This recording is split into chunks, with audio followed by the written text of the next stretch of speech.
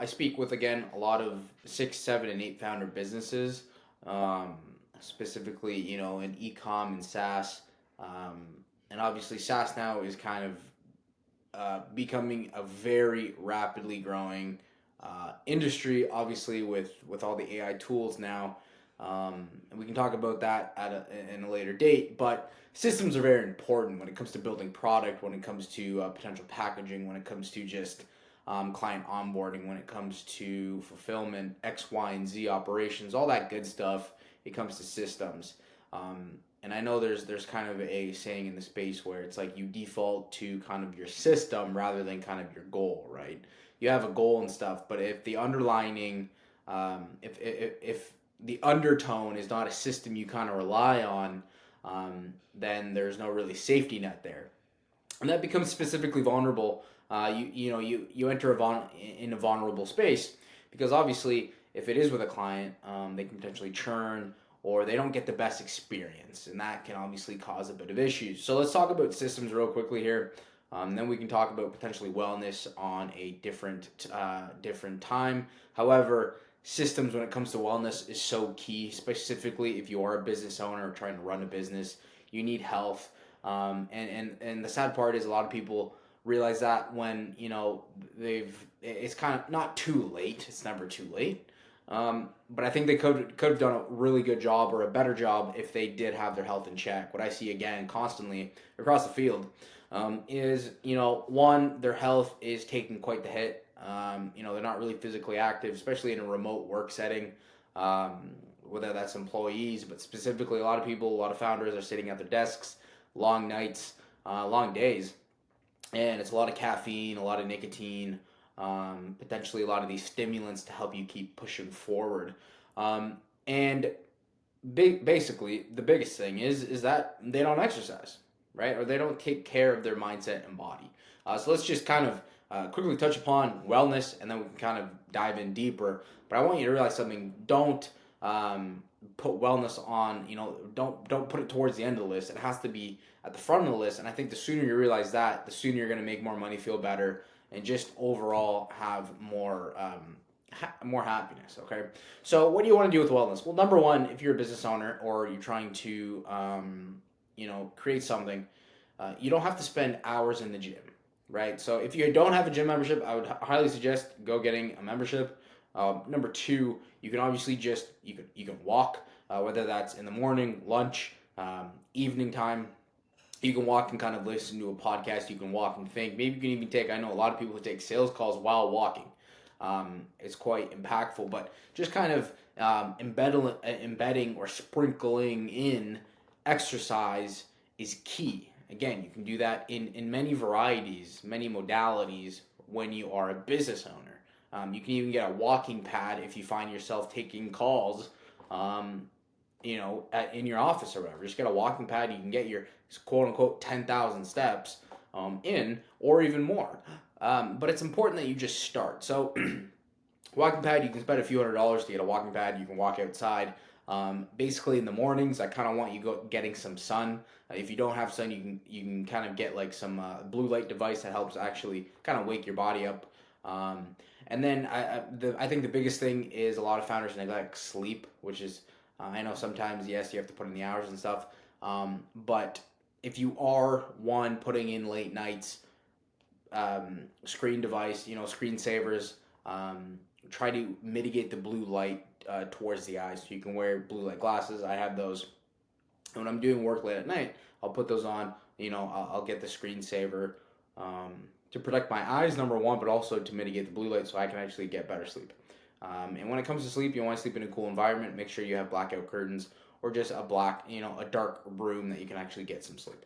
That's kind of what we'll touch upon with wellness today. We can go into that deeper. I've been in the fitness industry and kind of the longevity industry for a very long time, so I understand these concepts and these principles. Again, it's principles based. It's not really rules based. It's principles based. And when it comes to marketing and advertising, most importantly, you have to be looking at it from principle perspective. What kind of principles are we adhering to get specific results? What kind of principles are we adhering to get specific outcomes? When it's principle based, it's based upon mythology. methodology. Methodology. And that's very important because that's going to dictate various things, and you're not swayed if you get, not the results you're looking for. So let's talk about systems. So when it comes to systems, one, you want an onboarding system. Now the onboarding system can come in many forms, but you want to get them a questionnaire. Now this questionnaire is very important. You should get information regarding the client's ICP, the client themselves, the target audience, how much they're spending, X, Y, and Z. Okay. Ultimately, it has to be various touch points across. It's almost like, but yeah. So let's just say this. So if you have kind of your onboarding call, which a lot of people do, or your onboarding event, as I like to say, because it can be a call, it can be kind of person, it can be one-to-one, it can be one-to-many. But you want to kind of have specific touch points. Now you can automate a lot of that via email, SMS, and stuff, so that they actually do feel kind of heard, and that their purchase power via the money that they spend with you is actually being put to work. Now, like as Alex Hormozi says, I think when they do buy, that's not when actually the decision is made. The decision is made is 24 to like 48 hours after the actual purchase. So, I mean, I've had it before when I was in sales roles and we'd close a deal, and, it's like we all go home, perfect, the deal's done. I always call it let the 10 days begin, right? So I was in some sales roles, and we had like a 14-day guarantee, a 10-day guarantee, a 7-day guarantee. And so what you really want to do is you want to focus on that part if you have a guarantee, obviously. And how do you do that? It's daily touch points, again, via SMS, via email, via maybe phone call, whatever it may be before that onboarding event, or more specifically before that or that duration of your guarantee. Now, what do you want to do? You want to build excitement for that onboarding event. So specifically, if it's weight loss and I sell you a package, you swipe the card, perfect, we're moving forward. You have, let's say, 5 days. So if your guarantee is 5 days, what are you going to do? Number one, I'm going to create, a text message, an email. Congratulations. 5 minutes once they're out the door. Okay, congratulations. And it's super key. This is why systems is super important, because you want to have these already dialed up.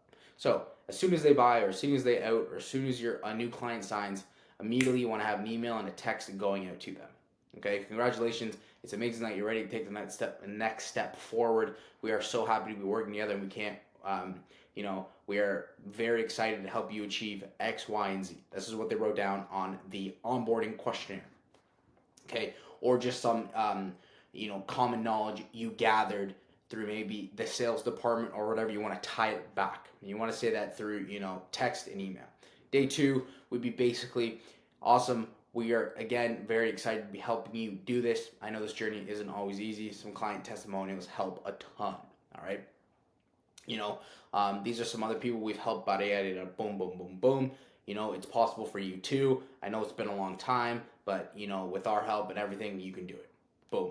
Day 3, you're going to kind of want to do the same thing, and you're going to want to build up excitement, build up the energy for that onboarding call, so when you get there, they're even more bought in. More importantly, what do? They don't refund. Okay, so it's basically like there's buyer's remorse, right? There's purchase remorse. So you want to solidify the purchase with proper onboarding. Not only does that make the client experience, number one, way better, they'll stay longer. More importantly, you'll know more about your own client, okay, which is huge. So you have that. Number 2, you want to set a cadence, all right? So you want to have, that's one specific system. Very, very important, man, that has saved me a lot of money, having proper onboarding. Number 2, another common system I see is you want to obviously have your follow-ups dialed in, whether that's book a call, whether that's, post-purchase, whether that's pre-call. You want to have all those systems dialed in. That's going to make your life a lot easier. And specifically, it's not like Jeremy Haynes says. We're not just randomly saying, hey, just reminding you of your appointment. That's kind of basic. Everyone says that. You want to take it a step further and kind of really add some value into that. And again, hopefully, the person that kind of came through the funnel came through the ad, filled out some information. So you actually have now their email, their phone, um, the company, the company website, kind of their goals, how much they're this, and this. And now I can allude to that. And again, you can do this via automation. You can allude to that in your call. So you can say, hey, name, really excited to have a chat with you. I know you mentioned X, Y, and Z, and we're great at that. X, Y, and Z, not testimonial, but I'm kind of like social proof. Hey, we've done this before with other people, and we're really looking forward to diving deep into this. I know you'll find it very enjoyable. Here are 2 videos you can watch before you hop on a call with us. So now we're educating them, okay? Now, you want to do this, again, prior to the call. A lot of people, what they do is they actually have these calls, and it's when they go on the sales calls, it's education calls, as Jeremy Haynes refers to it, because the prospect hasn't been educated or still doesn't understand enough about you to be able to buy right on that call. And so what happens is you have 2 call close, 3 call close, or it just doesn't happen. And what happens is that sales cycle now is it is now lengthened, which is a pain, because now what you're doing is you're expanding your current, not even that, you're actually contracting your revenue because you're actually pulling it from a longer distance, right? You want to contract, you want to bring that revenue forward. And how you're going to do that is, one, having your booking calendar 42 to 72 hours. As Hormozi says, that's kind of best practice. You want to bring that revenue forward as quick as possible and make sure your salespeople, your setters, are filled, specifically your closers are filled. And that's why you want to have that, and you can close. And again, what you're doing is you're bringing that revenue forward rather than having 2 call, 3 call, whatever. Now, obviously, each industry kind of differs. But you want to have those systems in place, and systems are crucial. But number one system, hopefully you've taken from this video, number one system is your wellness. If this is not functioning properly, good luck leading, good luck managing, good luck doing tasks. It just becomes a lot difficult, a lot more difficult. It's already difficult building a business. Don't make it more difficult, okay? So, you need an onboarding. You need follow-ups, specifically on the sales side. You're gonna need fulfillment. Obviously, those follow-ups. Those systems are very key as well. Now that's gonna look a little differently, but make sure on your fulfillment side you do have those in place, because that can be client-facing. Anything that's client-facing, you want it to look pristine, 5 out of 5. It's not, if you are, anything that's client-facing, you want it to look like almost like a sales asset, where it's like, man, this is actually incredible. Like, again, I paid thousands of dollars, not for some document, not for some Google Doc. It's like, no, this is whether it's Gamma or whatever, anything that's client facing. So it's like, you can basically, whatever is basically, let's call it front facing, back facing. So front facing is kind of the sales side. Obviously all that has to be polished, pristine, look fantastic, right? That's how they're gonna buy. But also you want the back end. So it has to be like 5 out of 5 here, 5 out of 5 here. And then obviously some stuff internally can maybe take a hit. But if it is client facing, it has to be 5 out of 5. It has to look like you're just onboarding them for the first time. Why? Because it's so important that your client believes that you are the best option. Now, they think that when they come through, right? That's why they're buying. But then sometimes the systems on the back end, or just the way it's laid out, isn't living up to expectations, okay? And again, it's not just about the results, it's about the whole packaging, right? What documents are you giving them? How do those documents look? How are they titled? How are they formatted? What is it? Is it a Google Doc? Is it a Gamma? Is it whatever? It needs to be pristine, like world class. That's how they say it, right? World class customer service, world class fulfillment, and everything in between. So that is super, super important. And you're gonna hold client. Your churn's gonna be lower. You're gonna get a higher LTV, obviously, and you're just gonna like business a lot more, and your clients will speak very highly of you, ultimately getting more business through the door. All right, so those are some key systems. Health, wealth. Now, health, front end, as Jeremy Haynes would say, front end systems and back end systems are super crucial when it comes to trying to scale business. More important, I'll give you a pro tip. And this comes through other aspects of life, but it's very important when it comes to business. Don't talk bad around clients. Don't talk bad about an employee. That's pretty obvious. Don't talk bad about your partner. That's pretty obvious.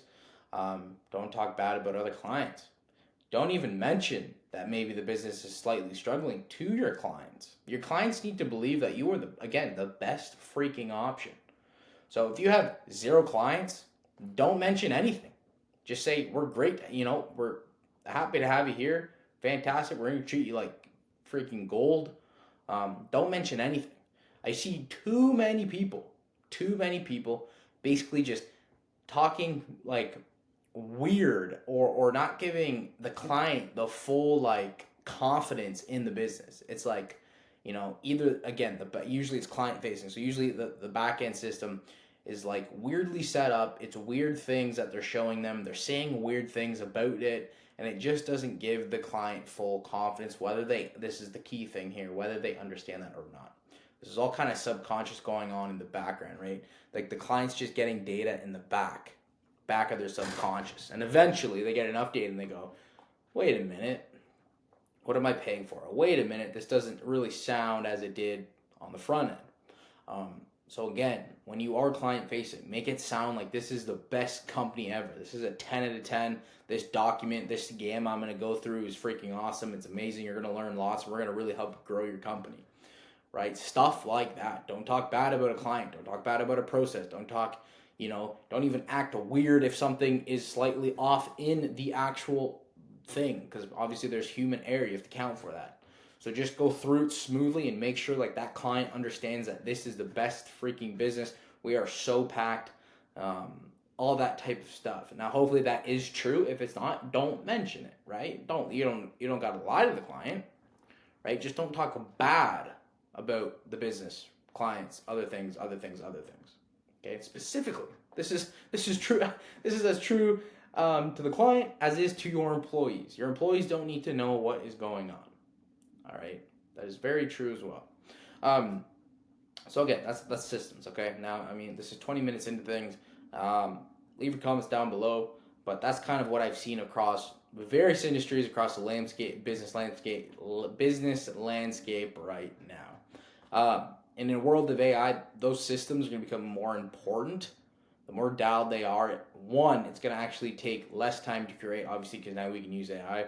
Number two, the more impactful those systems can be. Impactful, number one, and more valuable and kind of dialed in, you can really start scaling your business, because AI, and now you have proper systems, you have a proper foundation, you have a so-called safety net kind of holding you up, even if you fall through the cracks or again human error with maybe some employees or whatever. You have those systems, you have that underlining tone, that undercurrent is systems thinking. Systems thinking is huge, massive, especially now with AI. So create your systems, make sure you have them in place. Maybe we can go through that in a different video. I just wanted to come on here and basically chat systems with you today. But make sure you are taking care of your wellness. Again, start by just getting outside, walking, or if you can't, just get a walking pad, get your body moving. Trust me, please trust me. You will not regret putting your body first. All right, so that's that. I'll talk to you tomorrow. We can go from there.